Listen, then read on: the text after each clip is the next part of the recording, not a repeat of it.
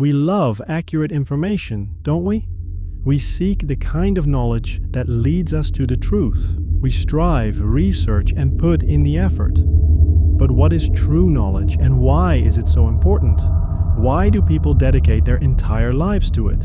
And what if the sources of information reaching us leave out scholars and ideas that came from a region far from our own? Ideas that originated in the East? That's exactly why we're here, my friends. Imagine a chemistry class. Everyone's mind is somewhere else. Formula after formula, acids, bases, the periodic table, and the teacher says, memorize this formula. Nobody asks, who discovered this? Why did they discover it? Who was that person? I did.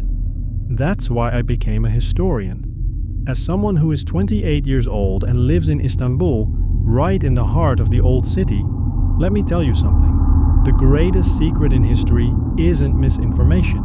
It's the names that have been ignored. And the man I'm talking about today may be one of the most invisible figures in history. You've probably never heard his name, but something you use every single day traces back to him. When you wake up in the morning, when you take medicine, when you put gas in your car, metal, glass, plastic, his discoveries are behind all of them. His name was Abu Musa Jabir ibn Hayyan, and he is the true father of chemistry. Now, when you hear the phrase father of chemistry, who comes to mind? Lavoisier? Dalton?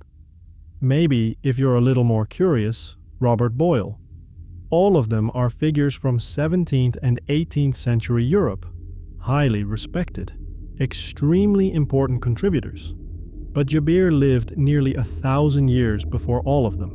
1,000 years. Think about it this way.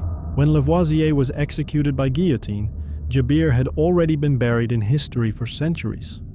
Let's travel back to his time, the 700s AD. Europe had no great cities, no great libraries. The number of priests who could read Latin could be counted on one hand. Most people died without ever leaving the village where they were born. Now look east. Baghdad had just been founded and was rapidly becoming the scientific capital of the world. During the reign of Caliph Harun al-Rashid, the Bayt al-Hikmah, the House of Wisdom, was established. Greek, Persian, Indian, and Syriac texts were being translated into Arabic at an unimaginable pace. Merchants carried silk and spices from China to Spain, and scholars, mathematicians, astronomers, and physicians competed with one another in the streets of the city. It was in this world, in the city of Kufa in present-day Iraq, that a child was born around the year 721. His father was a pharmacist, so Jabir ibn Hayyan grew up surrounded by stones, plants, metals, and the mysteries of the natural world. Last year, I was in the Suleymaniye library. I was wearing white gloves, and in front of me sat an 800-year-old manuscript. The pages were yellowed, the ink had faded, but the knowledge was still alive. I'm not exaggerating when I say my eyes filled with tears, because someone had devoted their effort and their life to preserving that knowledge. And while I was breathing in Istanbul in 2024, that knowledge was still alive. That's exactly the kind of person Jabir was. He dedicated his life to producing knowledge, and that knowledge is still alive today. So what made Jabir different? People were already experimenting in his time. They melted metals, produced dyes, and mixed medicines. But most of it was random trial and error. Someone discovered something, passed it to the next generation, and eventually the secret was lost. Jabir was the first to say, you must be able to repeat an experiment. You must record the results. And if someone else cannot follow the same steps and achieve the same outcome, then it is not a discovery, it is a coincidence. Pause for a moment. That statement is the essence of the modern scientific method.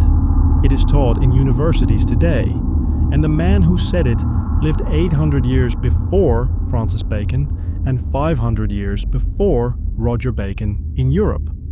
Let's look at some of Jabir's discoveries, and let's make this practical. Sulfuric acid, nitric acid, hydrochloric acid. We owe the foundational synthesis methods of these substances to Jabir. Distillation, the process of purifying liquids by heating and vaporizing them, was systematized by him. Crystallization, calcination, precipitation. These are basic chemical processes today, and their earliest descriptions appear in Jabir's writings. He also developed an instrument known as the alembic. It was used for distillation. The name traveled from Arabic into Latin and then into European languages. Today, the word alembic is still used in chemistry, and yes, in whiskey production. So the next time you enjoy a single malt whiskey, you may want to raise a glass to Jabir. But now we come to the truly dramatic part. One of Jabir's most important discoveries was aqua regia, royal water. It is a special mixture of nitric acid and hydrochloric acid, and it can do something almost nothing else on Earth can do. It dissolves gold. Yes, solid gold, pure gold. It turns it into liquid. Keep that in mind. Because now I'm going to tell you one of the most incredible stories in history. And I promise, you did not read this in your school textbooks. The year is 1940. Nazi Germany invades Denmark. At the Niels Bohr Institute in Copenhagen, panic breaks out. 2 Nobel Prize medals are being hidden there, one belonging to Max von Laue and the other to James Franck. Under Nazi rule, taking gold objects out of the country was a serious crime. If the medals were discovered, their owners could face deadly consequences. Radiochemist George de Hevesy comes up with a solution, and that solution comes directly from Jabir's 8th century discovery. De Hevesy dissolves the 2 Nobel medals in aqua regia. The metals become an orange-colored liquid. The liquid is then placed on a shelf in the chemistry laboratory, disguised as an ordinary chemical. The Nazis search everything. They never find the metals. The war ends. De Hevesy returns. He precipitates the gold back out of the solution. The Nobel Committee then recasts the metals from that recovered gold.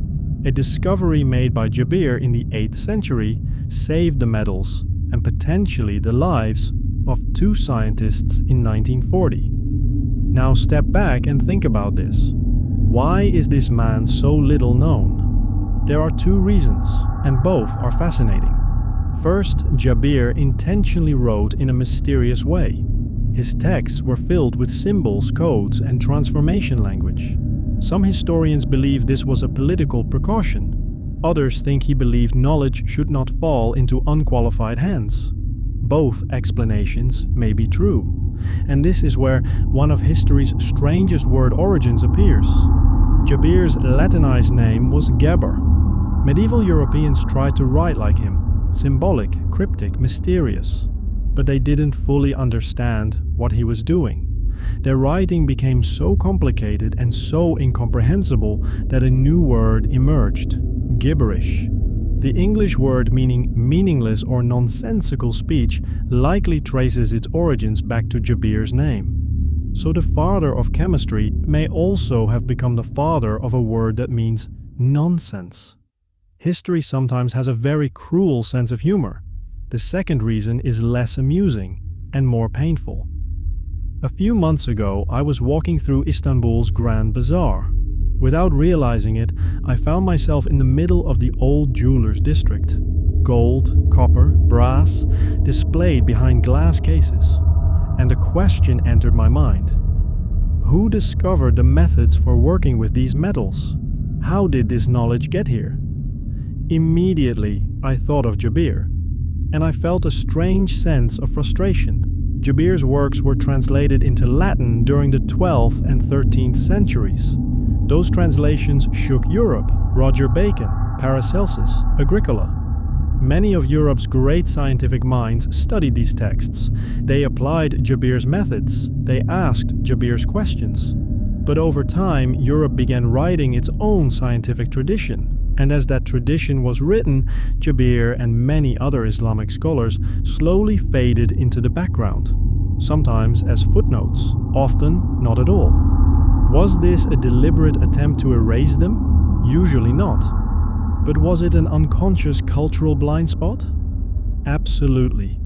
and that blind spot still exists today. Chemistry classes teach Lavoisier, they rarely teach Jabir. Last month I was at a dinner gathering. We were talking about all sorts of things.